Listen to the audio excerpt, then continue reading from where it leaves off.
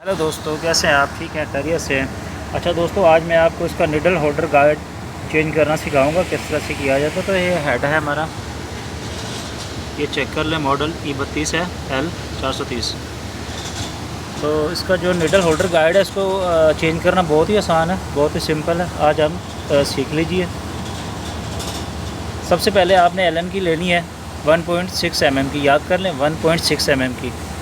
ये जो ऊपर वाला ये होल नज़र आ रहा है, इसके अंदर स्क्रू होता है, ठीक है, वो आपने इसको ढीला करना है, इस स्क्रू को, इसको, ठीक है। उसके बाद इसकी बेस की साइड के ऊपर एक स्क्रू होता है, आपने वो भी ढीला करना है। वो ये है, मैं आपको दिखा देता हूँ, वो ये है।